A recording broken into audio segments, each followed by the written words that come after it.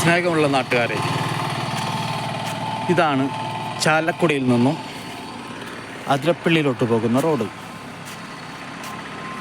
State highway എന്ന് പറയാം. ഇവിടെ നിന്നും കല്ലേലങ്ങാടി മുതൽ തൂമ്പാക്കോട് പള്ളി വരെ പോകുന്ന റോഡാണ് ഇത്. പരിയാരം പഞ്ചായത്തിൻ്റെ 10-11 വാർഡുകളുടെ അതിർത്തിയാണിത്. സാധാരണ റോഡുകൾക്ക് ഒരു മെമ്പറേ ഉണ്ടാകാറുള്ളൂ. ഈ റോഡിൻ്റെ 2 സൈഡിലും 2 മെമ്പർമാരുണ്ട്. അപ്പോൾ ഉത്തരവാദിത്വത്തോടു കൂടി കാര്യങ്ങൾ നടത്തുന്നതിന് 2 മെമ്പറുണ്ട്. എന്നിട്ടും ഈ റോഡിൻ്റെ അവസ്ഥയാണ് നമ്മളിവിടെ കാണാൻ പോകുന്നത്. ഇത് സ്റ്റേറ്റ് ഹൈവേയിൽ നിന്നും പഞ്ചായത്ത് റോഡിലോട്ട് കടക്കുന്ന സ്ഥലത്ത് തന്നെയുള്ള റോഡ്. കുഴി ഏകദേശം ഒരു 4 ഇഞ്ച് താഴ്ച കാണും ഈ കുഴിക്ക്.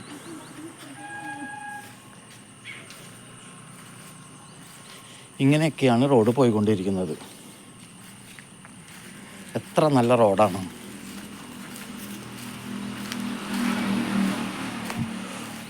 നമ്മുടെ 10-11 വാർഡിൽപ്പെട്ട മെമ്പർമാരുടെ ഉത്തരവാദിത്തമാണ് ഈ റോഡിൻ്റെ അവസ്ഥ ഇതുപോലെ കാണുന്നത്.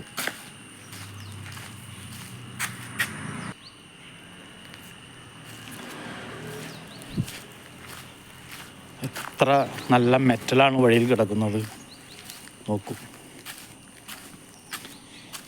ഈ സൈഡ് എങ്ങനെയുണ്ട്?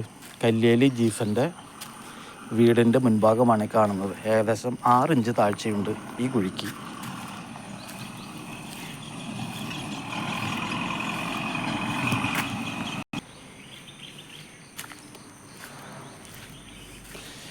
മീൻ വളർത്താൻ വേറെ അധികം കുളങ്ങളൊന്നും അന്വേഷിക്കണ്ട. അതാണ് ഇവിടുത്തെ അവസ്ഥ.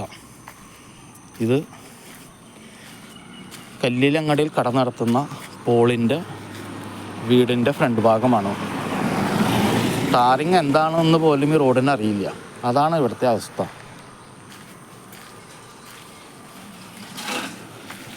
ഇത്രയും നല്ലൊരു റോഡ് പരിയാരം പഞ്ചായത്തിൽ വേറെ ഉണ്ടെന്ന് തോന്നുന്നില്ല.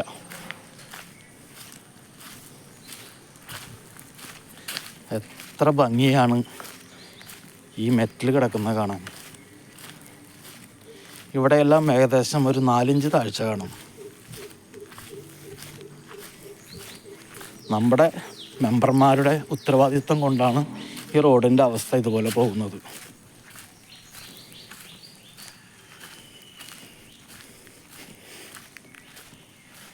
അവർക്കൊക്കെ കുറച്ച് ഉത്തരവാദിത്വം കാണിച്ചിരുന്നെങ്കിൽ ഇത് ഇങ്ങനെ ഉണ്ടാവുകയില്ലായിരുന്നു. അവർ പറയുന്നുണ്ട് ഇലക്ഷന് മുമ്പ് ടാറിങ് നടക്കുമെന്ന്. ഇലക്ഷൻ കഴിഞ്ഞാൽ പിന്നെ അവർക്ക് ഉത്തരവാദിത്തമില്ലല്ലോ. മുണ്ടമ്പാണി പാപ്പുച്ചേട്ടൻ്റെ വീടിൻ്റെ പരിസരമാണിത്. എത്ര ഭംഗിയായിട്ട് കിടക്കുന്നത്. മീൻ വളർത്താൻ വേറെ ഒരു സ്ഥലത്തോട്ടും പോകേണ്ട ആവശ്യമില്ല.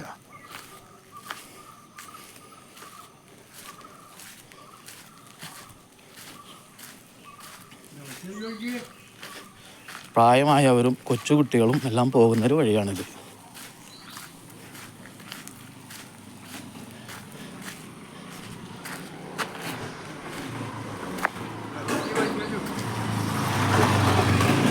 എത്ര ഭംഗിയായിട്ടാണ് പാപ്പുചേട്ടൻ്റെ വീടിൻ്റെ ഫ്രണ്ടേജ് കിടക്കുന്നത്. ടാറിങ് എന്താണെന്ന് അറിയില്ല. അതാണ് റോഡിൻ്റെ അവസ്ഥ.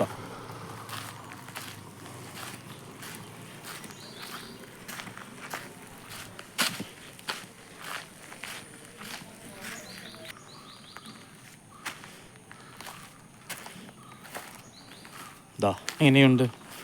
ഏകദേശം ഒരു 6 ഇഞ്ച് താഴ്ച ഇവിടെയുണ്ട് ഈ റോഡിന്. കല്ലേലി ജാക്കോവിൻ്റെ വീടിൻ്റെ മുൻഭാഗമാണിത്.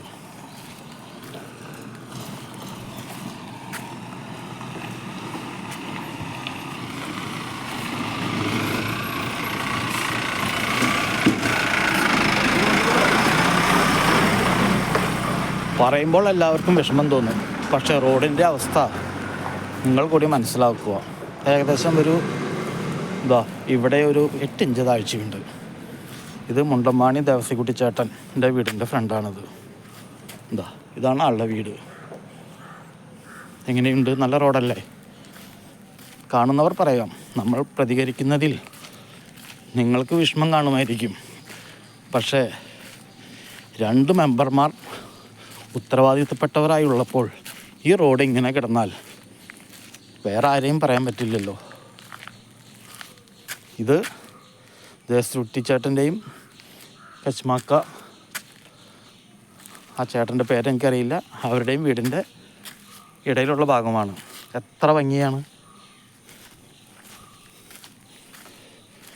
ഇവിടെ ഒരു അംഗൻവാടിയുണ്ട്. അവിടേക്ക് കൊച്ചു കുട്ടികളടക്കം പോകുന്നതും പള്ളിയിലോട്ട് പ്രായമായവരും എല്ലാവരും യാത്ര ചെയ്യുന്ന റോഡാണിത്. ഇതിൽ എങ്ങനെയാണ് യാത്ര ചെയ്യുന്നത്? വേറെ വഴിയില്ലാത്തത് കൊണ്ട് ആളുകൾ പോയിക്കൊണ്ടിരിക്കുന്നു.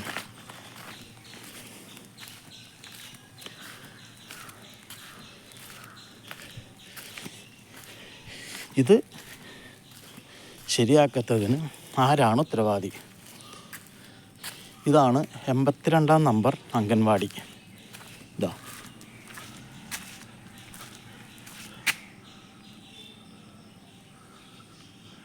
കെട്ടിടം. ഇവിടേക്കൊക്കെ എങ്ങനെയാണ് കുട്ടികൾ വരുന്നത് എന്ന് അവർക്ക് മാത്രമേ അറിയൂ.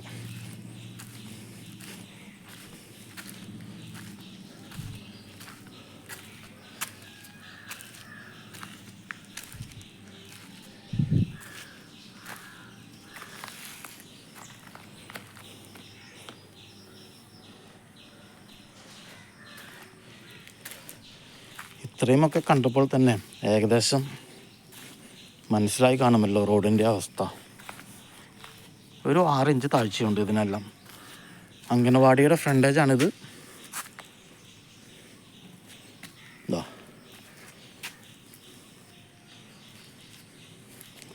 എത്ര നല്ല റോഡ്. ഈ റോഡ് ഇങ്ങനെ കിടക്കുന്നതിന് ഇവിടുത്തെ 2 മെമ്പർമാർക്കും അവാർഡ് കൊടുക്കേണ്ടതാണ്. എന്തിനാണ് അവർ മെമ്പർ ആയതെന്ന് പോലും അവർക്കറിയില്ല. നമ്മൾ പറയുമ്പോൾ അവർ വിഷമം വിചാരിച്ചിട്ട് കാര്യമില്ല. ഒരേ സ്ഥാനത്ത് കയറുമ്പോൾ ചെയ്യേണ്ട കാര്യങ്ങൾ കൃത്യമായി ചെയ്തില്ലെങ്കിൽ ഇതുപോലെ പ്രതികരിക്കേണ്ടി വരും. അപ്പോൾ ഒരു വിഷമം വിചാരിച്ചിട്ട് യാതൊരു കാര്യവുമില്ല. റോഡ് നന്നാവേണ്ടത് പൊതുജനത്തിൻ്റെ ആവശ്യമാണ്, അല്ലാതെ എൻ്റെ വ്യക്തിപരമായ ആവശ്യമല്ല. ഓക്കെ, ഇത്രയും കണ്ട് നിങ്ങൾ വിലയിരുത്തുക എന്തുകൊണ്ടാണ് ഈ റോഡിൻ്റെ ഈ അവസ്ഥയെപ്പറ്റി പ്രതികരിക്കുന്നത് എന്ന്. Okay, by.